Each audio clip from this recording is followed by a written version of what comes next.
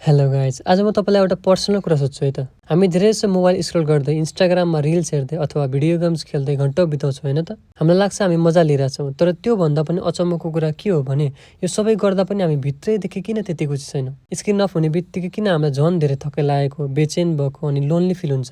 आजको भिडियोमा हामी यही टपिकमा कुरा गर्नेछौँ। हामी कुरा गर्दैछौँ एउटा धेरै नै पपुलर अनि ओल्ड वाइड मान्छेको सोच बदल्ने बुकको बारेमा, जसको नाम हो डोपामिन नेसन। यो बुक स्ट्यानफोर्ड युनिभर्सिटीको टप साइकेस्ट्रिक डाक्टर एना लेम्केले लेखेकी हुन्। यो भिडियोले तपाईँको मोबाइल चलाउने ह्याबिटदेखि लिएर डेली फोकस हुने तरिकासम्म सबै बदल्न सक्छ। त्यही भएर भिडियो एकछिन पनि स्किप नगरी अन्तिमसम्म हेर्नुहोला। सबैभन्दा पहिला यो बुझौँ कि डोपामिन भनेको रियलमा के हो। हामी धेरैले सोध्छौँ होला डोपामिनलाई प्लेजर केमिकल अथवा आनन्द दिने केमिकल भन्छन्, तर डाक्टर एनाको अनुसार यो रियलमा प्लेजर भन्दा पनि मोटिभेसन अनि डिजायरको केमिकल हो। यसले हामीलाई कुनै पनि काम गर्न पुस गर्छ। पुरानो जमानामा हाम्रो पुर्खाहरूलाई खाजा खोज्न बचाउनको लागि डोपामिन धेरै चाहिन्थ्यो। जब उनीहरूले धेरै मेहनत गरेपछि एउटा रुखमा फलफुल भेटाउँथे, ब्रेनले डोपामिन रिलिज गर्थ्यो। रिवार्ड पाउँदा खुसी लाग्थ्यो। तर आजको 2026 को मोडर्न वर्ल्डमा के भएको छ त? हाम्रो वरिपरि डोपामिनको भण्डार छ। इन्स्टाग्रामको लाइक्स, टिकटकको scroll, online shopping, PUBG, porn, यो सबै हाम्रो ब्रेनको लागि मोडर्न हाइपोडर्मिक निडल जस्तो भएको छ। जब तपाईँ स्क्रिनमा डाइनामिक फिड हेर्न थाल्नुहुन्छ, मेहनत नगरी तपाईँको ब्रेनमा डोपामिनको फ्लड आउँछ। डाक्टर एनाले यो बुकमा एउटा खतरा कन्सेप्ट दिनुभएको छ। हाम्रो ब्रेनमा प्लेजर र पेन एउटै ठाउँमा प्रोसेस हुन्छ। यसलाई एउटा सिसा जस्तो सम्झिनुहोस्। जब तपाईँले मोबाइलमा राम्रो भिडियो हेर्नुहुन्छ अथवा सुगरी फुड खानुहुन्छ, सिसा प्लेजरतिर जान्छ, तपाईँलाई एकदम मजा आउँछ। तर हाम्रो ब्रेनलाई एउटा कुरा कम्प्युटर जस्तै थाहा छ, ब्यालेन्स अथवा होमियोस्टेसिस। सिसा धेरै बेर प्लेजरतिर बस्न सक्दैन। ब्रेनले यसलाई लेभलमा ल्याउनको लागि पेनतर्फ फोर्स एप्लाई गर्छ, जसलाई डाक्टर एनाले ब्रेनको ग्रेमलिन्स भन्नुभएको छ।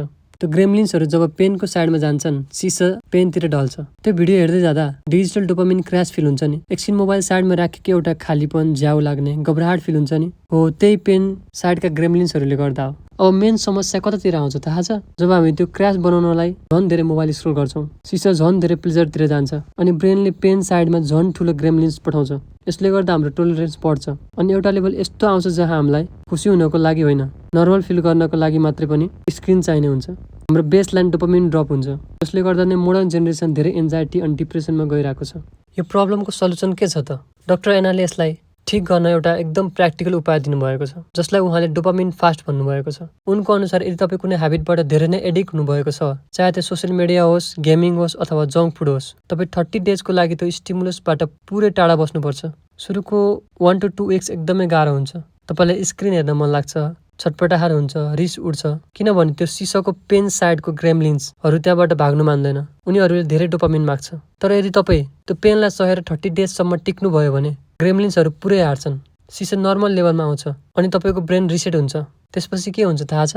तपाईँलाई पहिला झ्याउ लाग्ने सिम्पल कुराहरू जस्तै किताब पढ्ने, साथीहरूसँग रियल लाइफमा कुरा गर्ने अथवा नेचरमा हिँड्ने कुराबाट पनि उति नै आनन्द आउन थाल्छ। डोपामिन नेसनले हामीलाई सिकाउँछ कि ट्रु ह्याप्पिनेस इन्स्ट्यान्ट ग्रेटिफिकेसनमा होइन, ब्यालेन्समा छ। जीवनमा त्यो थोरै दुःख अनि मेहनत पछिको मजा नै रियल मजा हो। तपाईँलाई यो भिडियो कस्तो लाग्यो? के तपाईँ पनि आफ्नो लाइफको कुनै ब्याड ह्याबिटलाई 30 डेजको लागि डोपामिन फास्ट गरेर चेक गर्न तयार हुनुहुन्छ? कमेन्टमा लेख्नुहोला। इन्फर्मेटिभ लाग्यो भने भिडियोलाई लाइक अनि च्यानललाई सब्सक्राइब गर्न नबिर्सिनुहोला। See you in the next video. Bye by.